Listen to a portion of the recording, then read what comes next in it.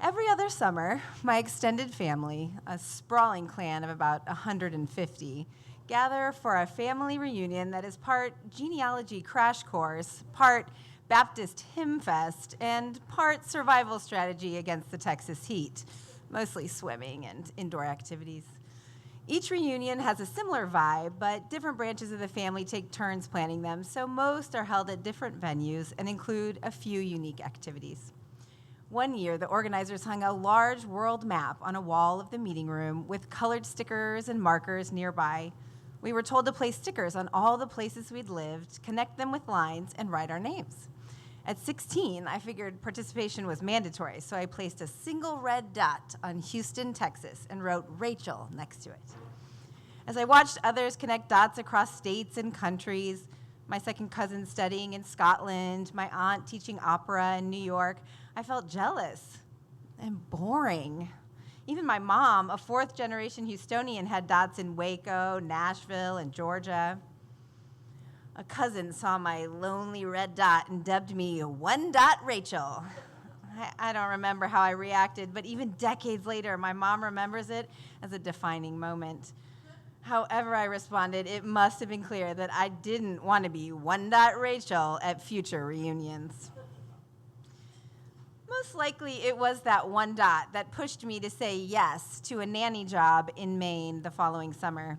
My dad had a friend whose wealthy acquaintances were looking for summer help.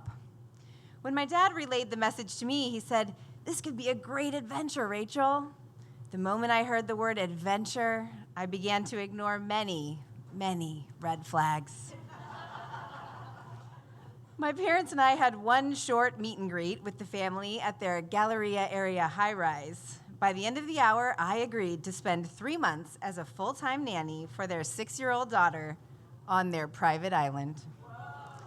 They told my understandably concerned mom that they'd teach me how to drive their boat. 3 weeks later, we flew to Maine. The 4-acre island, aptly named after the family, was breathtaking, with towering trees and rocky cliffs and a cottage straight out of country living. The daughter, let's call her Sophie, and I got along for the most part, even though our childhoods could not have been more different. My day started as soon as she woke up, which was usually around 6 a.m. And during the first few days, we went on little hikes and colored and played with dolls. But things turned quickly. Sophie started screaming, "You're not my mom! I don't have to listen to you!" multiple times a day. And I got one quick boating lesson from her dad. Not enough for someone who took over a year to learn how to drive a car. I began doing laundry, preparing meals, cleaning, and easily worked 12 to 14 hours a day, 7 days a week. My only friends were the family's cat, until I took him to get neutered, and the maid. My first trip off the island was to get groceries. 5 minutes into the drive, I ran a stop sign and got pulled over. This resulted in my first ever panic attack, a lot of tears, and a warning. I finally made it to the store and found all the groceries on the long list I had been given. I drove very, very slowly back to the garage, braking at every vaguely sign-shaped object.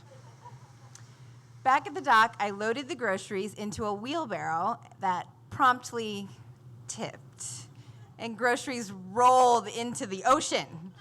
I cried again, and I gathered what I could, and I returned to the island, and I explained what happened. They laughed. Disasters, most of which were avoidable and 100% my fault, became a daily occurrence. Due to a laundry mishap, I caused a huge bleach stain on the mom's favorite shirt. I hid it in the bottom of her shirt drawer, but of course she found it because it was her favorite shirt. I served meatballs at a dinner party, not realizing they weren't cooked until one of the guests tapped me on my shoulder and said in a low voice, "Honey, these are completely frozen." I left gas running on their antique stove for 2 hours. I scraped the family's car, and I tried to wipe the evidence away, but they still found out. The highlight, or the low light, was the time I ran out of gas. while alone in the boat and began drifting into the Atlantic. A lobster fisherman spotted me. "Need some help?" he shouted. I nodded. He looked me up and down and said, "You're not from around here, are you?" I shook my head. He told me to throw something at him with the word stern in it, pointing to a pile of ropes. So I picked up a rope and I threw it at him, but it landed in the ocean. "Wrong one." I threw another one that he caught, but he threw it back. He shook his head. "The last one," he said. I tossed it, and he caught it, and he towed me back. Once close to the island, he said, "You must be that nanny from Texas who got pulled over." By week 3, the disasters dropped to every other day. I went on walks, I journaled on Zanga, chatted on AIM, and read a couple of books. I developed a lobster roll obsession. Sophie and I got along slightly better. Her "you're not my mom" outburst still happened, but I learned ways to respond. And half of the responses worked. Then one day, the mom called the house. She said she and Sophie were almost home from their errand and asked if either her or I could come pick them up at the dock in 10 minutes. I said that I'd check with the dad to see what he preferred. He was chatting with the landscaper. I yelled the scenario to him and asked if he wanted to go get them or wanted me to. I was pretty sure he said he would go, so I nodded and went inside. Minutes passed and he wasn't leaving. Well, maybe I misheard him, I thought. I waited a few minutes longer, but he was still talking to the landscaper. Instead of checking with him, I decided I must have misunderstood and that I should go get them rather than bother him again. So I got in the boat and took off. A minute later, the boat stopped running. It was stuck in a lobster trap. I shut off the engine. This was not good. No one knew where I was. I didn't have a phone. I could see the house, and I began wondering if I should swim back. I leaned over to look in the water to assess the number of jellyfish. I sat there for what seemed like an eternity, but it was probably about 5 minutes. And finally, I saw a boat with the dad and the landscaper coming towards me. They pulled up right next to me. "You stuck?" the landscaper asked. "Yes, I'm so sorry." The landscaper jumped into my boat, and the dad helped me into the other boat, which belonged to the landscaper. I guess the unspoken agreement was that the landscaper would get my boat out of the lobster trap while the dad and I went to pick up his wife and daughter. It was the longest short boat ride of my life. He was the one to break the awkward silence. "I wasn't sure where you'd gone. I thought I was going to go pick them up, but then the boat was gone." I nodded, on the verge of tears. "I'm so sorry," I mumbled. I didn't see you leaving, so I thought maybe I was supposed to go get them." That night, I tried to ignore the whispers between the couple while I was staring at the ceiling of their guest room, wondering what the hell I was thinking when I agreed to move to an island 2,000 miles from home with a family I'd met once. The next morning, the mom knocked on my door. "Hey, Rachel, when you're awake, come on downstairs so we can chat." I knew what that meant. She sat on the patio with coffee.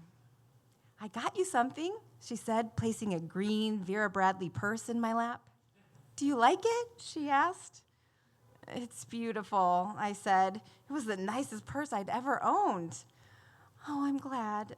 Rachel, I'm worried about you. I think this has been too much. I think of you as a second daughter, and I think it's best if you went home." I responded with what I felt like I should say, but I like it here, and I'm learning. I can be better, while wondering if any part of that was even remotely true. "I'm sorry. I just think it's for the best." She handed me an envelope. "We were going to pay you for the full summer, so here's a parting gift. Let me know if it's okay." It was a check. My eyes widened. "Yes. Thank you," I whispered. That night, we had a goodbye dinner. Sophie hugged me and told me she would write me a letter every day. The next morning, the dad and I drove to the airport an hour and a half away. We had the same flight back to Houston, where he was going to take care of some business, and I was going to return home with my tail between my legs. He sat in first class, and I sat in a middle seat, in coach. We shared a car in Houston, too, driven by his personal chauffeur. He instructed the driver to drop him off first, which he did. As soon as he got out, saying something along the lines of, "Take care," the driver turned to me. "I'm sorry," he said. "I must ask, what was all that about?" I smiled. "You noticed the awkwardness?" He nodded. "I was supposed to be their nanny all summer, but got fired after a month." The driver laughed so loud, he was almost screaming. I started laughing too, realizing for the first time how completely relieved I was that this was all over. As the driver wiped tears from his eyes, he said, "Oh my God, I'm so sorry I laughed so hard. I've known this family for so long, and it's just really fitting." One time, I came to pick up that guy at the airport right after another gig, so I had a limo instead of this BMW. He refused to get in because it was too flashy. It's like being a millionaire but only eating McDonald's.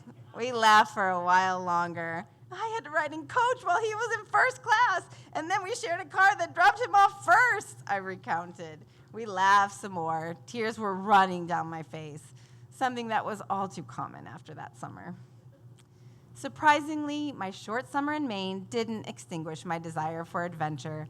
I went on to live in Waco, Thailand, and Chicago. The severance check paid for the down payment on my first car, a 2003 Toyota Celica named Sylvester, which I drove for over a decade. Sylvester took me on quite a few adventures and saved my life in quite a few wrecks.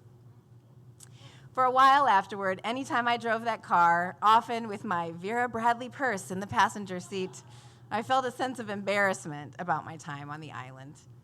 This was quickly followed by a confusing yet very real sense of gratitude for the family I never heard from again, who gave me the gift of a second dot.